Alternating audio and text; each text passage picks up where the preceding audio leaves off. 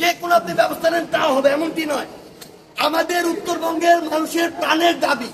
আমরা এই যে বিভিন্ন সময় বিভিন্ন সরকারের সহযোগিতা, ত্রাণ মন্ত্রণালয়ের সহযোগিতা, এইসব শুকনা খাবার ত্রাণ, এগুলো আমাদের প্রাইভেট কিনার কনসার্ন না, আমরা এগুলো নিয়ে চিন্তিত না।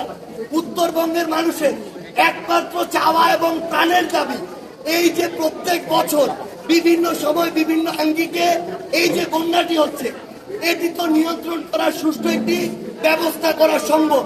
এই জন্য উত্তরবঙ্গের মানুষের চাওয়া, আমরা সুস্পষ্টভাবে একটি তিস্তার যে মহাপরিকল্পনা, সেই মহাপরিকল্পনাটি চাই এবং সেটির বাস্তবায়ন চাই। আমাদের জায়গা থেকে স্পষ্ট কথা, উত্তরবঙ্গের মানুষকে নিয়ে বিগত 16 বছরে অনেক খেলা হয়েছে, অনেক মূলা ঝুলানো হয়েছে।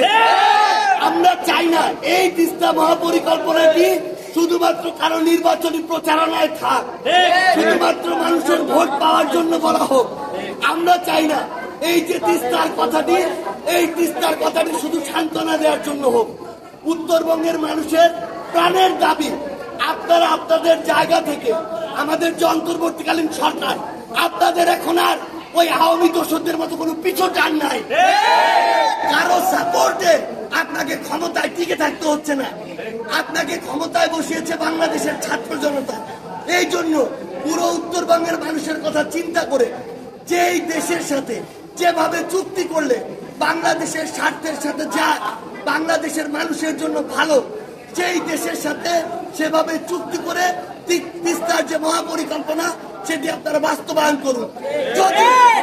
যদি কোনো দেশ, কোনো সংস্থা কিংবা কোনো একটি গোষ্ঠী এক্ষেত্রে বাধা হয়ে দাঁড়ায়, তবে আন্তর্জাতিক আদালত থেকে শুরু করে আন্তর্জাতিক নদী বিষয়ক যত কমিশন বা সংস্থা রয়েছে তাদের সহযোগিতা নিয়ে ইভেন যদি মামলা করার প্রয়োজন হয় সেটি করে এই তিস্তা মহাপরিকল্পনা বাস্তবায়ন করার মাধ্যমে উত্তরবঙ্গের মানুষকে এই বন্যা থেকে আপনারা চিরতরে মুক্তি দিন। সবশেষে এক লাইনে একটি কথাই বলবো, উত্তরবঙ্গের মানুষের এই মুহূর্তে প্রাণের চাওয়া এবং প্রাণের দাবি উত্তরবঙ্গের মানুষকে চিরস্থায়ীভাবে বন্যা থেকে মুক্ত করার জন্য অতি দ্রুত সময়ের মধ্যে তিস্তা মহাপরিকল্পনার বাস্তবায়ন করতে